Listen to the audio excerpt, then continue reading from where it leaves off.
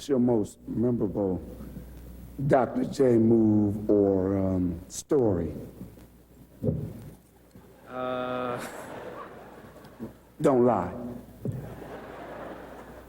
Probably the most memorable moment, story, Okay. Make it short, though. of Dr. J was probably the camp that he did in Lansing, where he started all the way down at the other end of the court. See, I hadn't seen that before because I wasn't big then, but when I got big, see, he was still doing it. And he started at the other end of the court, and he had all the kids stand up and clap. And he went to run. And I ain't lying, I swear to God. That man jumped. It looked like to me from about the top of the key, and he was just in the air. And then it just looked like he just stopped. And the kids was. And he said, come on. He in the air now.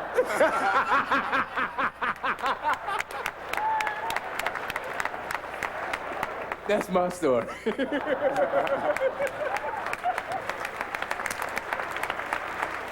yours? Mine is about the same thing. But you forgot to tell him how he was walking. Oh, yeah. Uh-huh. Then he had the ball, and he looked around.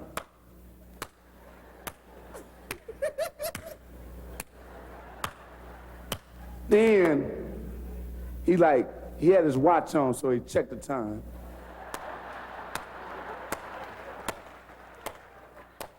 And then he just kept going, and then when he got to the basket, he looked down in the rim. Like he was trying to say to himself, which way shall I dunk it?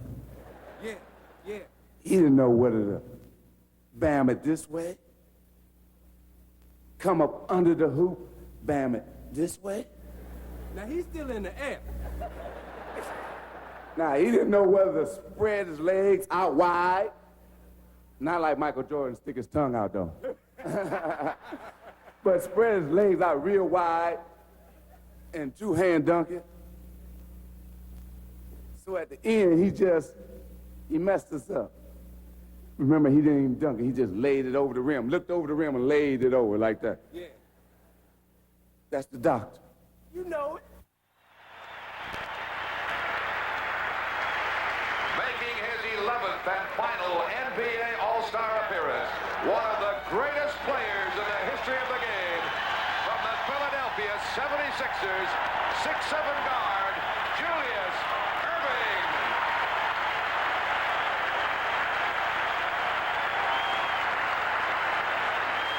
He is known and loved around the world as the Doctor, Dr. J.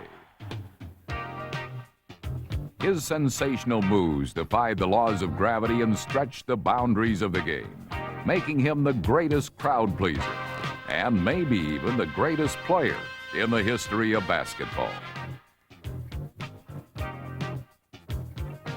After 15 glorious professional years in which he won every honor imaginable, the Doctor decided to make his 16th season his final house call.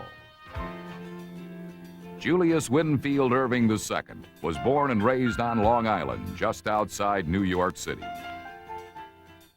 After starring in high school, Julius attended the University of Massachusetts, where he led the unheralded Minutemen to a pair of berths in the NIT and began to gain national recognition. In that era, the new ABA was desperate for young talent.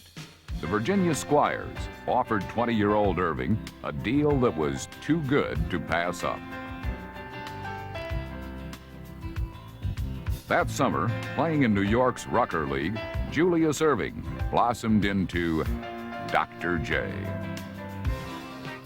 Julius was acquired by the New York Nets and celebrated this homecoming to Long Island by leading them to a pair of ABA championships. Said General Manager Dave DeBuscher, the doctor is not only the franchise, he's the league. In 1976, the ABA was absorbed by the NBA, and Julius was acquired by the Philadelphia 76ers. He would lead the Sixers to 4 NBA Finals. In 1983, the doctor and his teammates delivered the NBA championship to the city of brotherly love.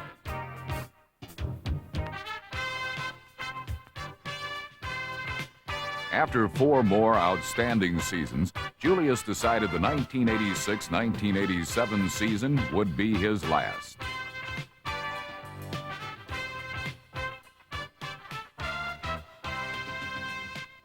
Basketball fans across the nation made his farewell tour a memorable one.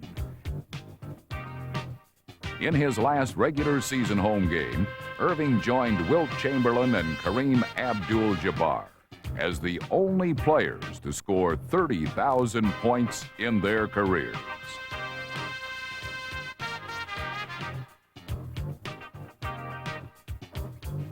Julius Irving, All-Star, World Champion, NBA Most Valuable Player, and a member of the all-time ABA NBA team.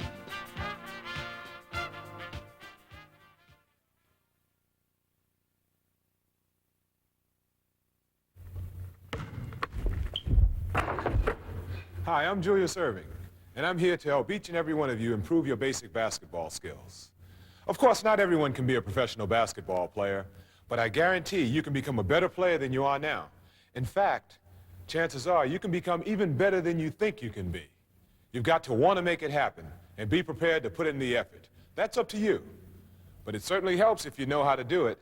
That's where I come in, and that's what this tape is all about. In parts of the tape, we'll be analyzing actual game footage to illustrate some of the skills we're working on. For other parts of this program, I'll be here with you in my special laboratory where we can look at some of my techniques. The beauty of the lab is that I can give you some of the very special views of the secrets I've picked up over my long career. And finally, you'll see demonstrations of various drills as I work with a group of young players in the gym. Michael. Michael. Hi, I'm Carrie. Carrie. I'm Vic. Vic, how you doing? Let's see some fancy dunks. No, not quite yet. I haven't totally warmed up yet. No matter how young you are, you've got to warm up first to prevent muscle pulls and other injuries. This is just a demonstration. Later on is my house call section, where I have a full workout program that we can all do together, and where you'll have a chance to practice some of the skills we'll be working on. You can also invite your family and friends to join us. We'll have music and all. But this is just to give you a quick idea of the type of exercise that prepare your muscles for some serious hoops. Aerobics improves your stamina. That makes your heart work harder and also strengthens the muscles you use for jumping. You might want to try riding your bikes, rowing, swimming, or even walking fast. Nothing beats sit-ups. Always keep your knees bent to minimize the strain on your back. See if you can work your way up to 100 a day. Another goal should be 50 push-ups. Before you know it, you'll lose some excess weight and feel great. By the way, you might never have thought of it this way, but the single most important thing in basketball is superior conditioning. You've got to be in better shape than the guy who's guarding you. One-on-one takes more energy than 5-on-5, and if you're all worn out, it doesn't even matter what kind of skills you've got, because you're not going to win. Here's another of my secrets. I never eat within 3 hours of a game. That way my body can fully digest whatever I've eaten. And as for drugs, alcohol, and cigarettes, the answer in a word is no. They are counterproductive to your health, your training, and they destroy your ability to perform at your best on or off the court. Play it clean. Don't foul out. Enough said on that score. Now for some of those fancy moves I promised you guys.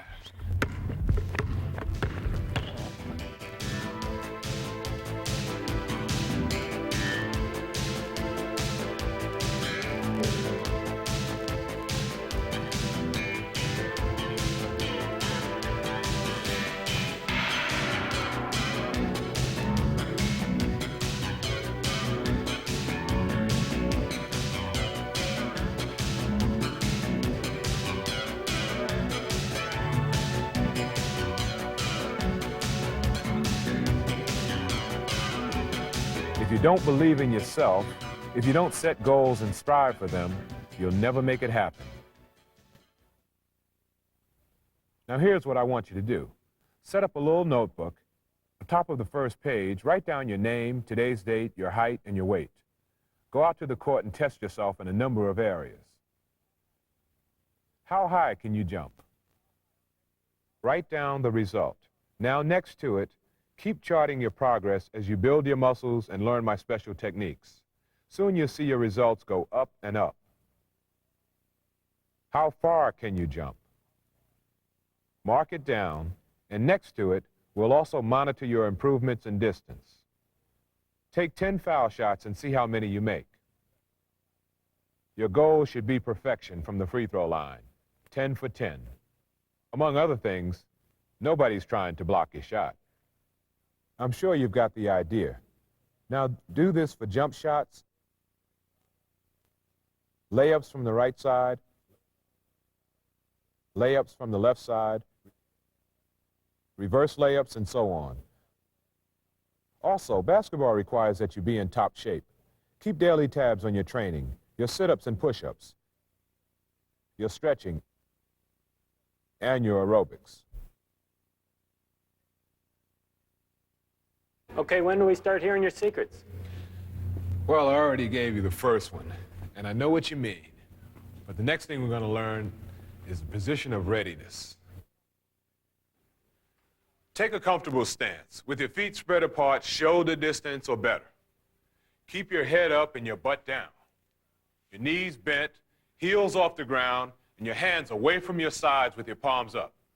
Your back is more straight than bent, but not absolutely straight, and your eyes are on some sort of target. Now, this is not a natural position, obviously, so you have to spend a lot of time learning to be comfortable in this position. But trust me on this one, it'll pay off. All right. From this position of readiness, you're ready to shoot, pass, receive a pass, play defense, drive, jump, rebound, dive for a loose ball, even go back to the bench if the coach pulls you out. Now let's take this a step further and work on some pivoting. The pivot always begins with, Carrie, what would you guess? The position of readiness? Right. From the position of readiness, you can reverse pivot. That's a 180-degree turn backwards, like so. I hope you're all following along at home. Remember, you'll have a chance to practice this with me in the house call section at the end of this program. Now, in case you're wondering why I'm putting you through all this right now, let's take a quick look at how the position of readiness affects playing defense. Basically, it is the defense. You want to position yourself between your man and the basket and shadow him all the way with quick, short strides. It takes a lot of energy, and perhaps more than skill, defense is a matter of desire. Now then, here's a good way to improve your reflexes. Line up opposite a friend and try to mirror their movements. Start slowly and increase your speed as you go along, like Brad and I are doing.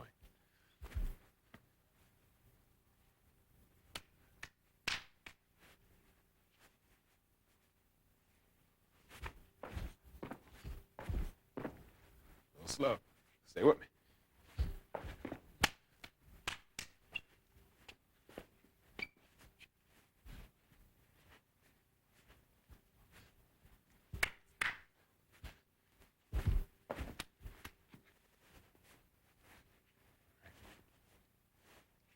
Predicted now.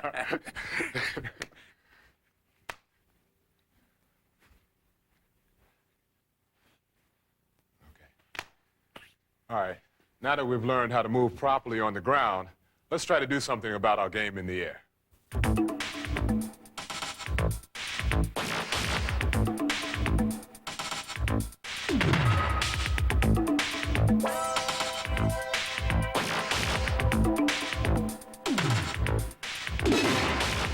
Jumping rope is a good way to build up the spring in your legs.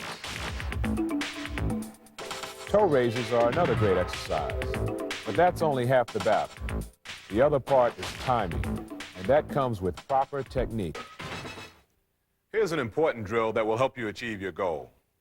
Aim your eyesight at a fixed target on the wall or ceiling. Extend your arm and jump with your arm up. Try to land in the same spot and back in the position of readiness.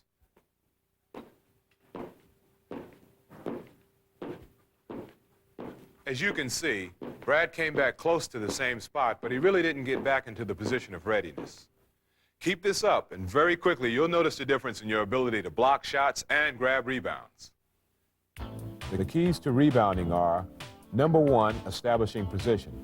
Number 2, jumping ability, which you're already improving. And number 3, desire, which is part of the mental game. If you're out of position, then every rebound you get is because of an extraordinary play, not a sound fundamental play.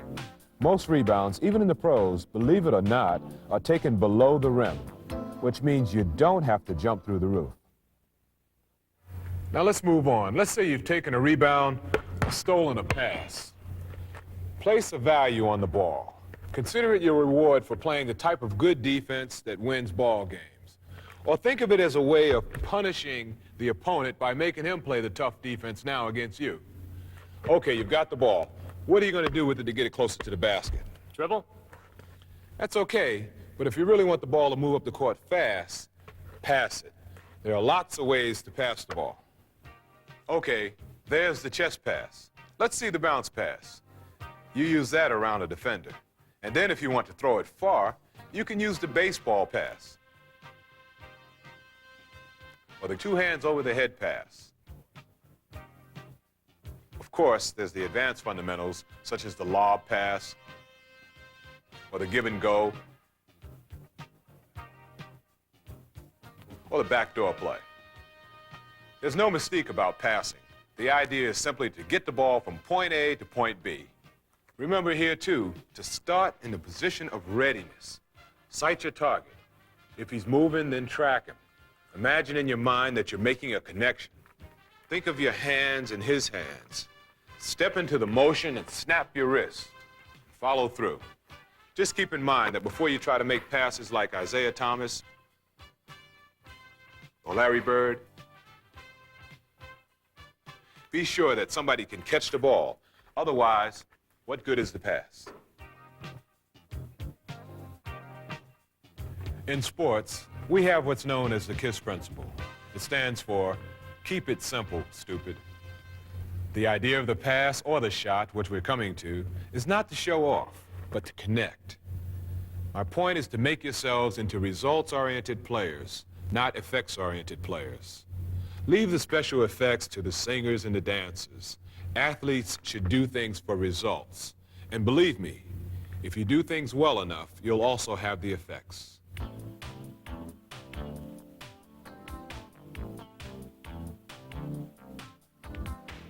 Otherwise, you're just a hot dog, and that will catch up to you.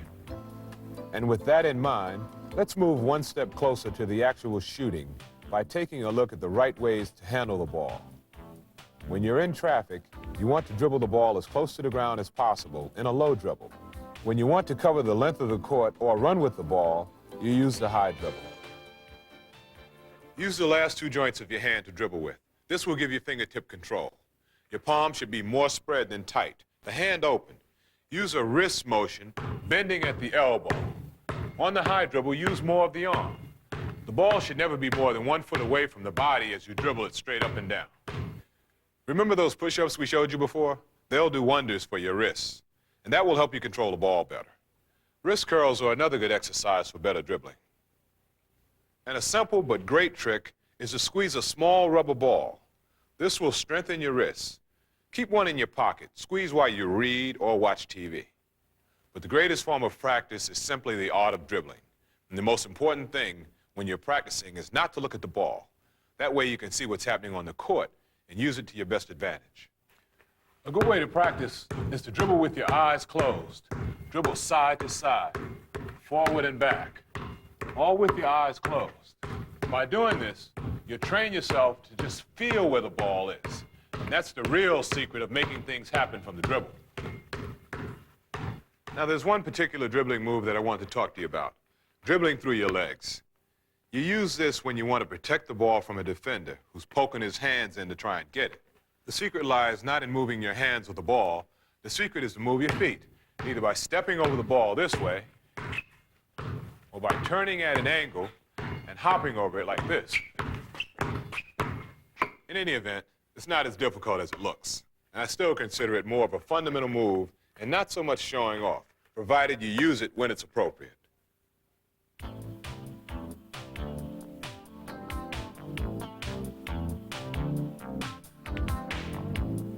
And now, at long last, we come to the art of shooting the basketball.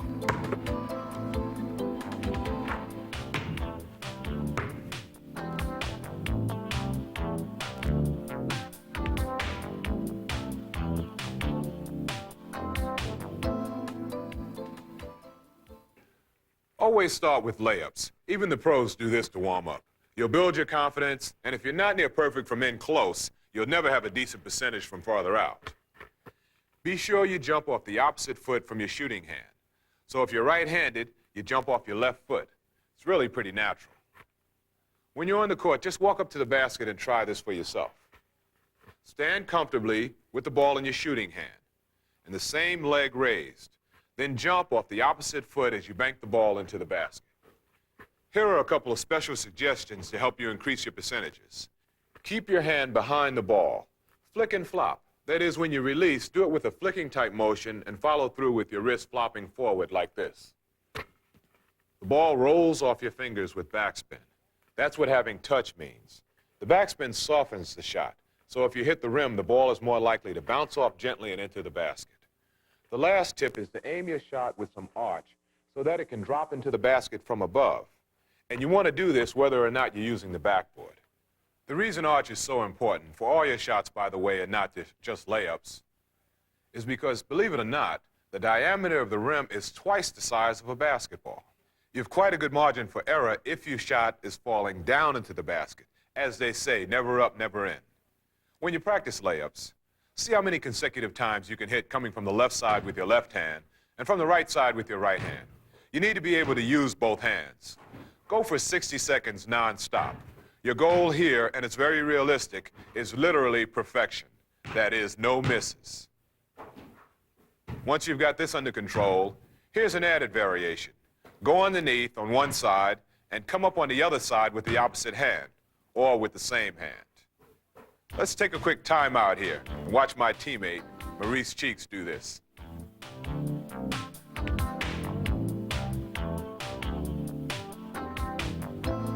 It's one of his standard moves, and you'll notice that while it's a harder shot to make, it's also a much tougher shot for a big man to defend. A real secret weapon for smaller players guarded underneath by bigger guys. Before we leave close-range shooting, let's take a look at a more advanced shot, one of my own specialties, the finger roll.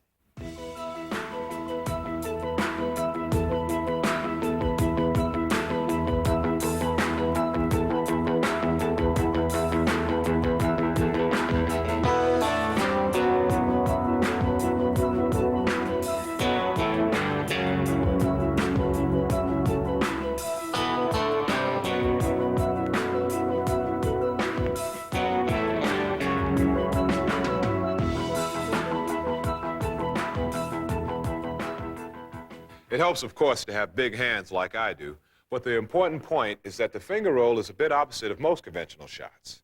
Here you have your hand under the ball rather than behind it.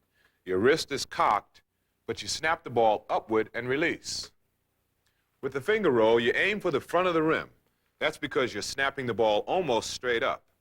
And it's the forward motion of your body in the air that makes the ball move forward up over the basket and eventually in. Watch. See the hand position underneath? There's the snap upward. Notice how the movement of the body makes the ball go forward. One last secret for your close-in shots. Normally, you'll be shooting those on the move and jumping as you shoot.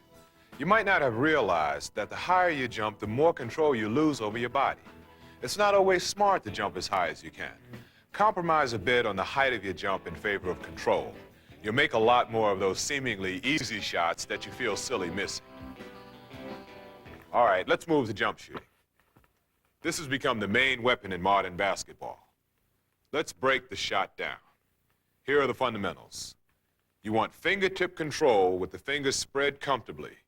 The ball is not set in your palm. The elbow is in tight and straight. That is, pointing directly up from the floor. The wrist is cocked, ready to give the same flicking and flopping motion we talked about before. Now, what about your body? Two things here. Be sure you're squared off to the basket. That means no matter which way you've been moving before the shot, as you jump, you must get your chest and the whole front of your body facing directly towards the basket, not turn sideways. Then try to get full extension of your body. Start the shot off the balls of your feet, never flat-footed, and feel it flow up through your fingertips as they flick the ball off. Watch for all these things as we look at some great jump shots. See the fingertip control? There's the cocked wrist. Look at the tight elbow and the straight up and down arm. Of course, all these players keep their eyes firmly fixed on the basket.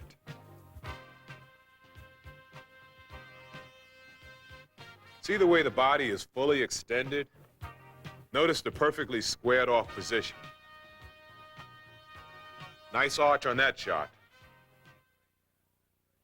The trick is to train your arm and leg muscles in the proper motion over and over until it becomes automatic. We call that muscle memory. And that's why some players can shoot blindfolded. Each player is positioning the ball in front a bit differently. In front of the chest, over the head, or in between, wherever it feels comfortable. The next stage is to put your jumpers within the context of a game. The key is to learn how to catch the ball and shoot it in one motion. The longer you wait from the time you catch the ball, the more time the defense has to close in on you. You're in the position of readiness with your knees slightly bent as you catch the ball. You turn and you go up at the same time. Get into your jump shot and get full extension, like this. Mastering this technique will add a lot of points to your score. Once you've been shooting around for a while, you begin to develop a few favorite spots, places from where you feel you just can't miss. There's nothing wrong with that. All the good players do much of their scoring from a few special spots on the court. The key is for you to learn where your special spots are. By the way, there's one special spot that every player has to master, and it's the same spot for everyone, tall, short, fast, slow, or otherwise. That spot is the free throw line. Not a very glamorous shot to work at, but it wins more ball games than any other shot I know of. You'd be amazed at how many points of the highest scorers come from those one-pointers at the free throw line. As I get older and wiser about the mechanics of the game, I've decided that the less motion you have in your foul shooting, the less margin for error. Find a comfortable position with your feet slightly apart, 8 to 10 inches.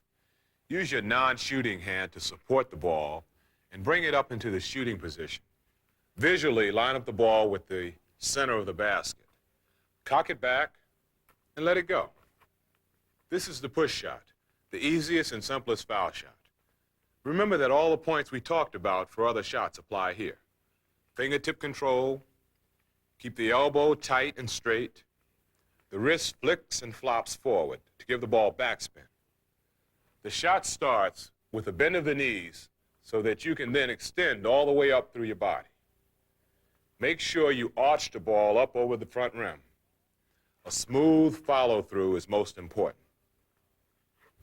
In your other shots, the movement or jumping helps your follow-through.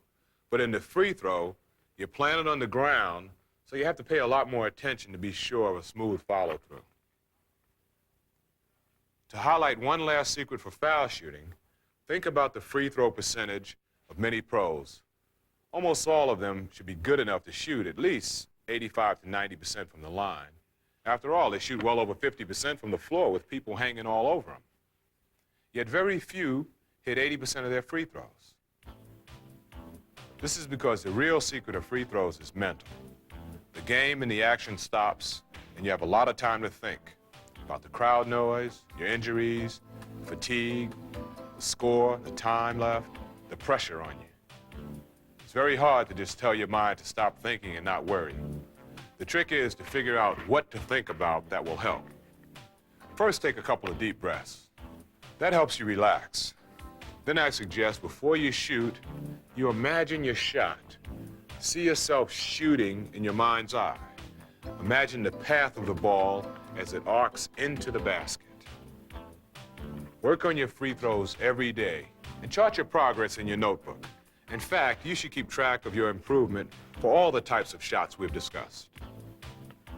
Getting back to free throws, you should shoot at least 25 to 50 every day. We all remember those close games that came down to the wire and were won by a free throw. But don't forget how often the winning margin of 5, 10, or even 15 points comes from free throws made throughout the game. So now you know about working to develop all your special spots, including the free throw line. The next question is, how do you get to those spots as often as possible and as open as possible? The answer is put on the moves.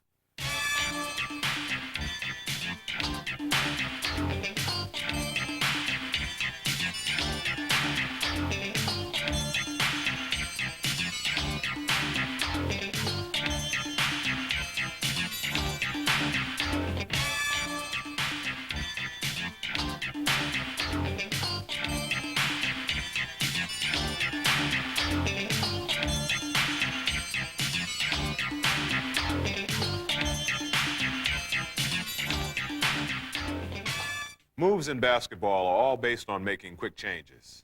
If you go at the same speed or in the same direction for even a couple of seconds, you give the defense time to adjust and catch you, no matter how quick you are. So the real secret of moves is faking left and going right, faking pass and shooting, faking a shot and driving, faking slow and going fast. Basically, there are 3 different parts of your body you can use in faking. You can fake with your hands and the ball. You can fake with your eyes and your head. For instance, you see this a lot on a fast break when the lead man looks to one side and draws the defense and then passes off to his teammate on the other side. Last but certainly not least, you can fake with your feet. Let me give you one little tip on foot fakes. Make sure your jab step fake is toward the opponent. Say at about a 45-degree angle, like this. The point is that the movement forward forces the defender to react. He has to fall back or take a step to the side or somehow adjust his position. That is what will give you the operating room that you want. Perhaps shoot or drive to the other side. Either one. If you just foot fake way out to the side, doesn't represent any kind of threat. You won't be forcing the defender to react. You always want to keep the opponent guessing and off balance. You be the initiator. Don't let the defense dictate to you. You know when you're practicing, even if you're alone, always add a fake or two to every shot or move you're working on. Now here's the real secret to every kind of fake. It's one word, believability. The defense should never know when your move is for real and when it's a fake. The defense is to believe your every move, so to speak. Now let me tell you the most common mistake players make in their moves and faking. They decide what they're going to do in advance. In basketball, you've got to go with the flow and take advantage of what happens as it's happening. So fake a lot. Make faking a habit. Believe me, it gives the defense a lot more to worry about no matter what level player you are. Basketball is the one place where it never hurts to fake it. Well, we've covered many of the fundamentals, and I can't emphasize enough how important they are. I used to spend hours practicing the fundamentals, and I'm glad I did, because even today, I fall back on my fundamentals quite frequently. When I get tired of the tedious repetition, I start dreaming of different things I could do with the ball. You know what? I'd lay back and I'd have a dream and I'd imagine myself doing something. The next day I'd go out on the basketball court and I'd do it. In particular, I'll never forget the first time I started to dunk. It was on an 8-foot rim in elementary school. And I got a few dunks down pat, and then I moved up to a 9-foot basket. I had trouble with the 9-foot basket because even though I could get 2 joints on my hand above the 9-foot basket, I couldn't control the ball well enough to slam it through. But I tried over and over and over again, and each day I could feel myself getting stronger and jumping higher. And then I mastered the 9-foot basket. And then in 9th grade, I made my first attempt on a 10-foot basket. Didn't work out too good, but I stuck with it, and I stuck with it, and eventually, as a 9th grader, I was able to dunk with authority on a 10-foot basket. The feeling was just fantastic. The dunk is part of the game, but it's not the total game. It's an effective weapon that becomes a high percentage shot once you develop the shot. It leaves you feeling great, and at the same time, it can demoralize your opponent. Get loose, don't hold your breath, focus on your target and let it flow. You might never be able to dunk, but who knows? In 1986, look who won the NBA Slam Dunk Contest. Spud Webb, and he's only 5'7". Whether it's dunks or special moves, free throws or defense, you've got to set goals and then motivate yourself to reach them. It takes plenty of discipline and hard work. The house call section at the end of this tape can help you reach some of those goals. It can all pay off. Not only have I been lucky enough to earn my living doing something I love, but I've been able to express myself artistically through basketball. I hope that I've given all of you an understanding of my special love for this wonderful game. From the University of Massachusetts, number 6, captain of the Philadelphia 76ers, Julius the Doctor Irving.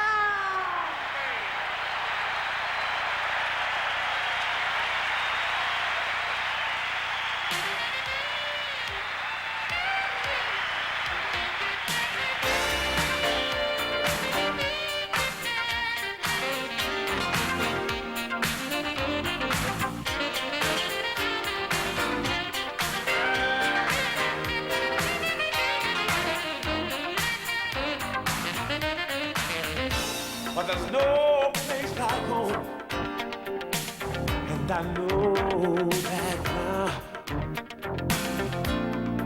But I've had my dreams just like anyone else.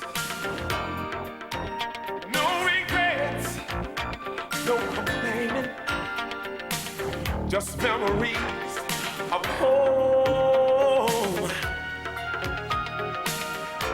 I always took them with me somehow, and I paid some dues, but I learned well. And if I had failed, at least I know that I tried.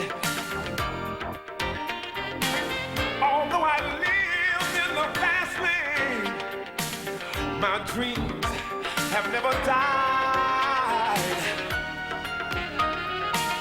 But down love brought me from then to now. That's why I'm going. Everything good takes time.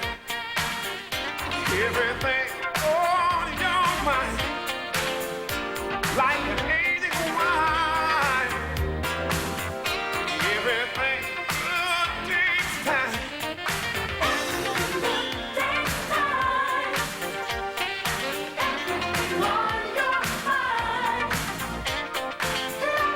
Like an aging wine.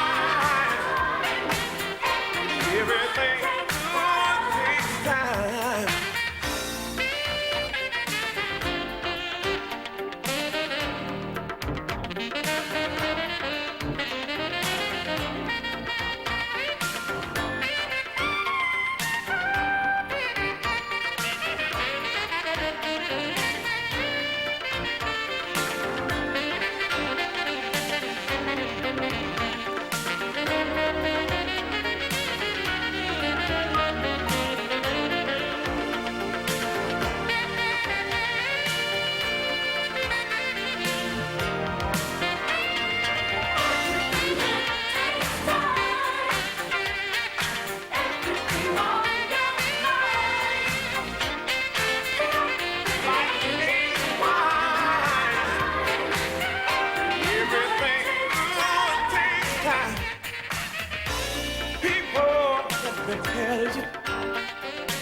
Things will always get better.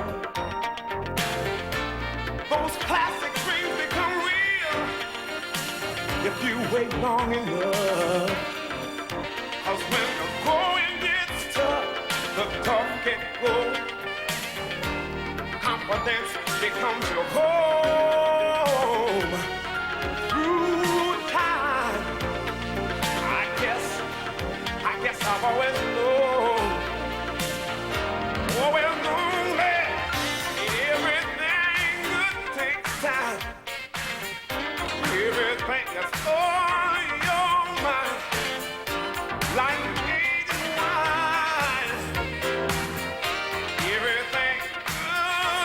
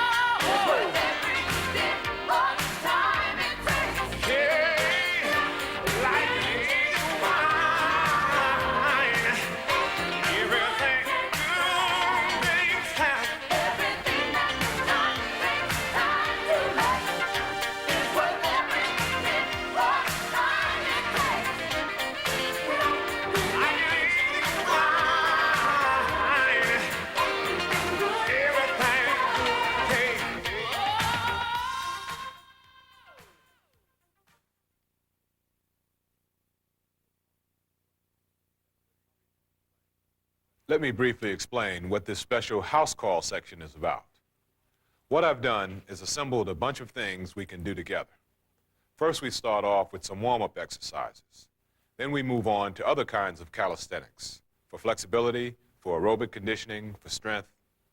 Then the other part of the house call works on various basketball moves or movements. For instance, you'll have a chance to play defense on me as I try to fake you out. There are also a couple of special exercises to develop your reflexes and peripheral vision. Everything in this house call section is designed so that you can work out right along with us as you watch your TV screen. You can work through the full house call with us every day as part of your practice routine, or you can pick a few points to concentrate on and repeat them several times each day. Whichever way you go, if you use my special house call for daily practice, I guarantee you'll be playing better basketball sooner than you think. Now here's a quick warm-up routine. Okay, gang, let's run in place. Left, right, get the feet right. Left, right, 8, 7, 6, 5, 4, 3, 2, 1, 4, 3, 2, 1, 2, 1, 1, 1. Okay, hands spread apart.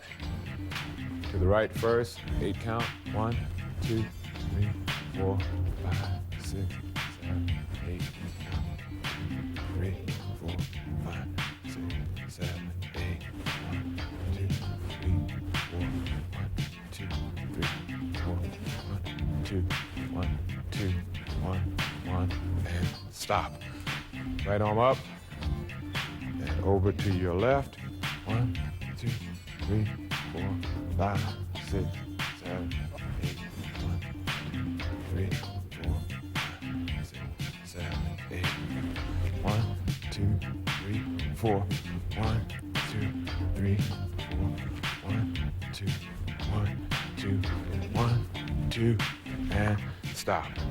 Okay, let's go down. Left leg forward. All right, ready? 1, 2, 3, 4, 5, 6, 7, 8. 1, 2, 3, 4, 5, 6, 7, 8. 1, 2, 3, 4. 1, 2, 3, 4. 1, 2, 1, 2, 1, 1, and stop. Now we'll do some additional exercises, starting with sit-ups.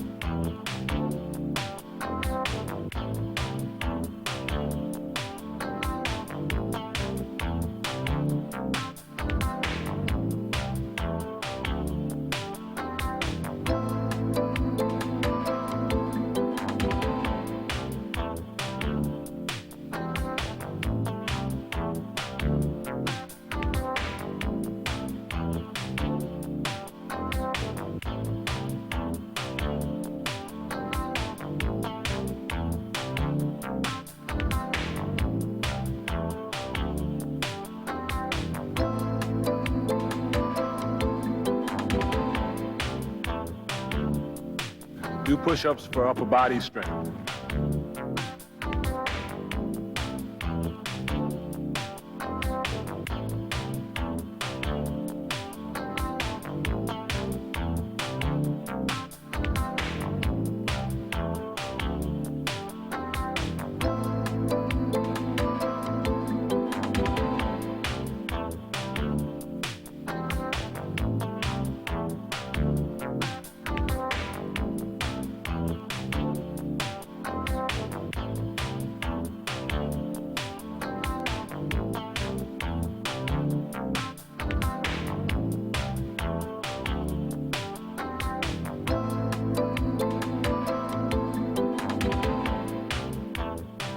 Jumping rope improves your stamina, coordination, and it's fun.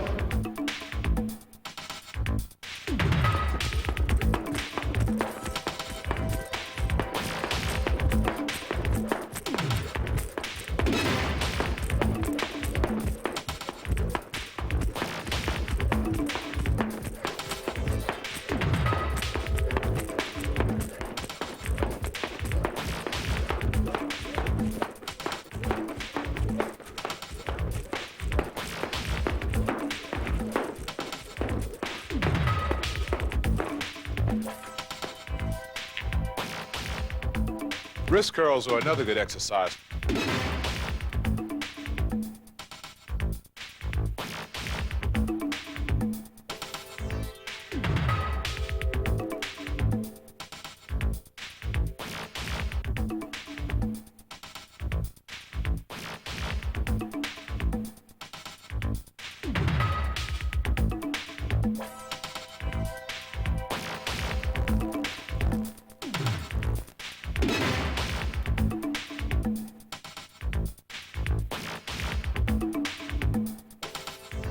For conditioning and increased agility, try jumping over a low object like this.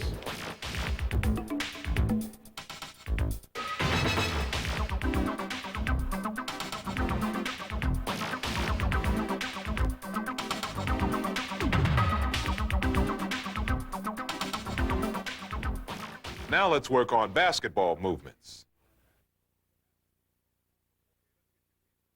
Okay, let's get your feet really moving. You should be in the position of readiness. Then I'll signal like this, or like this. This if I want you to go back, this if I want you to come towards me. I'll also throw in a couple of reverse pivots and return to original positions. Remember, when you slide, not to bring your second foot to the first and never cross your legs. Here we go, down in the position of readiness. This way, that way.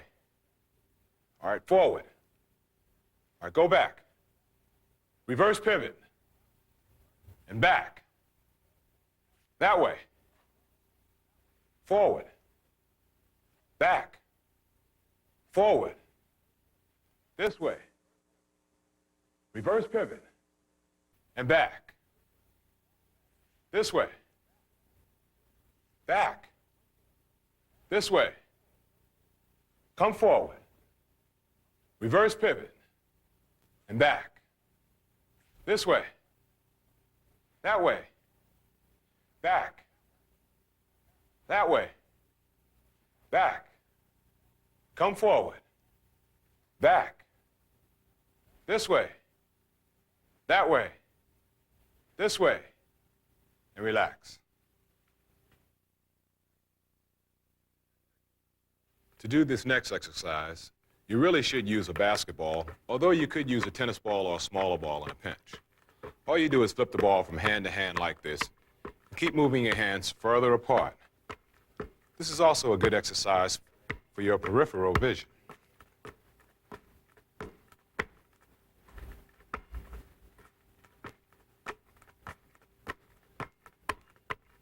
And then come back in, just to get touch and the feel. Not hard.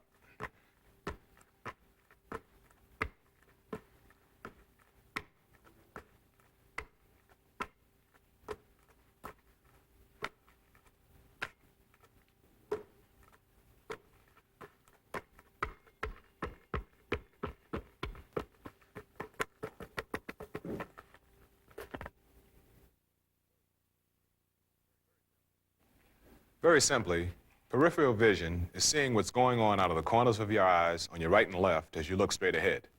In basketball, peripheral vision helps you see what your teammates in the defense are doing. Good peripheral vision gives you a great advantage on the court, and anyone can improve their peripheral vision with practice.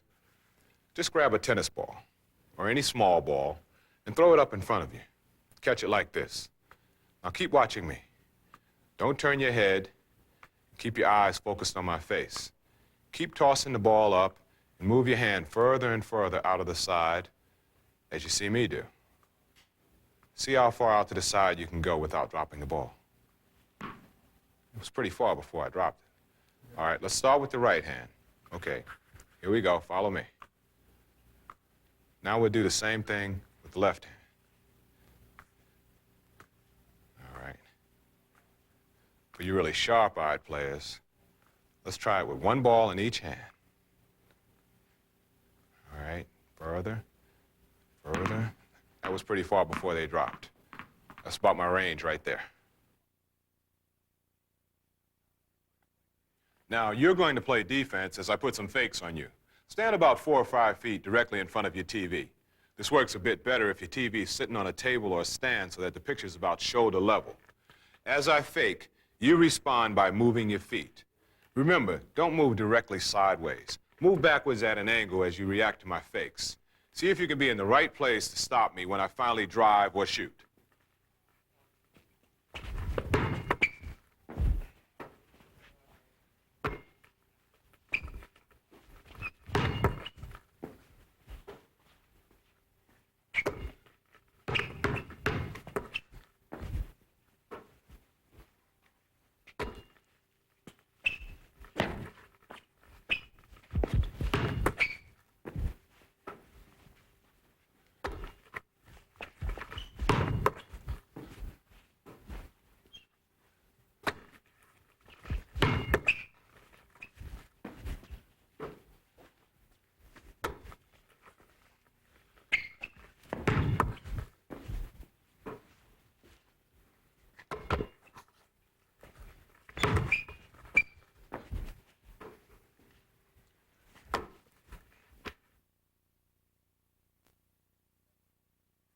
Basketball is a game of quick reflexes, as you all know. So here's a little reflex game I designed that's fun to play as you learn to be just a bit quicker. You'll see a series of small circles flash on your TV. Each circle will be in a different place on the screen. Your job is to lightly put your index finger on the circle as soon as it appears and you hear the beep. The first series of some 20 circles don't appear quite as fast as the second series. Try each series first with your right index finger and then again with your left-hand finger.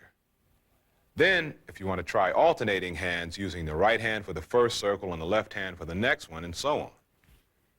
Okay, here we go.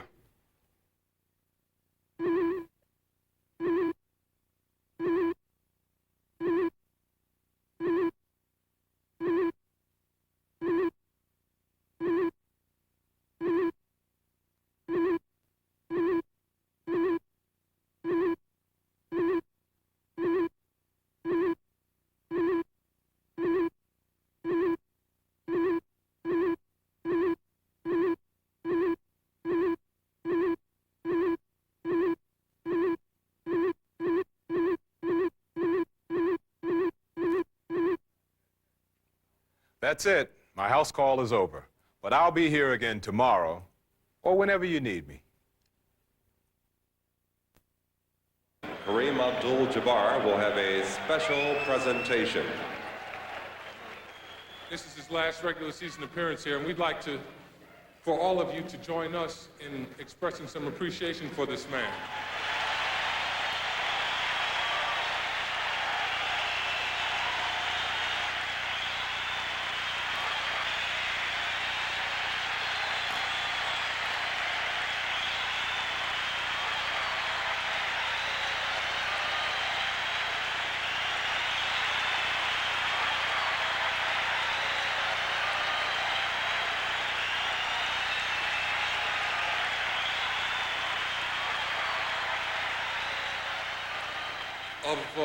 Of all the things that we will remember Julius for, and I guess a lot of us remember it kind of with mixed feelings, seeing how he threw in so many on us.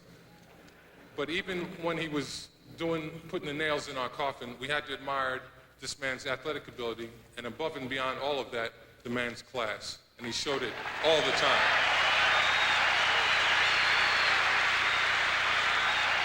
Ladies and gentlemen, this is Julius Irving. Dr. Julius Irving Day.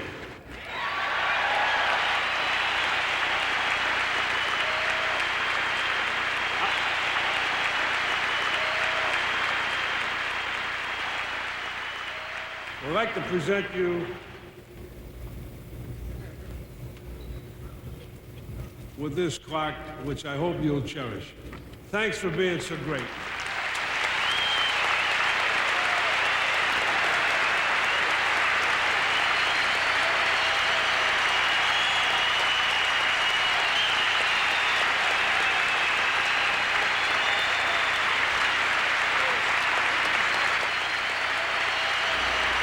You to turn your attention to the area behind the American flag up there, off to my left, for a very special moment in Nets history, the unveiling of a permanent banner 32 will forever hang from the top of the Meadowlands Arena. Julius Irving's jersey number 32 is now officially retired. I thank God for the opportunity to stand here representing turquoise and my children at this time. I thank God to be able to stand here and to be healthy after 16 long, hard years of professional basketball.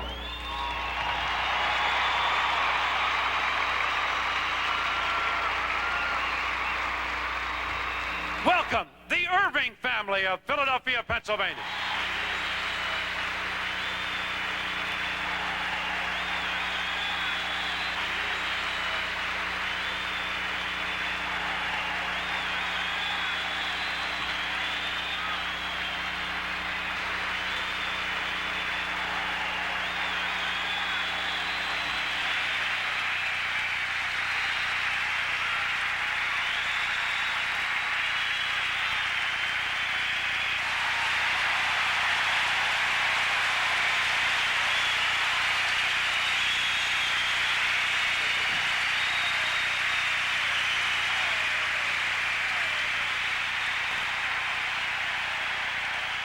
A long, long time ago, when I was in elementary school, I memorized a school creed. As a 6-year-old, I remember being taught a creed that said, "We, the students of Prospect School, believe in honesty, sincerity, and a square deal. We believe that hard work, honest sport will give us a sound mind and a healthy body. We believe in loyalty to God, to our country, and to our school." Those words in that creed, if you can remember them or you can extract a few of them, are words that have stuck with me my whole life through and have been repeated to me many, many different times. And every time different words from that creed have been repeated to me, it's hit me in places within my body, within my heart, and within my soul that led me to know that these are words that are part of the keys to being successful in life. Having poise, having dignity, being loyal to God, to your country, to your school, to your friends, to your acquaintances, and to your associates.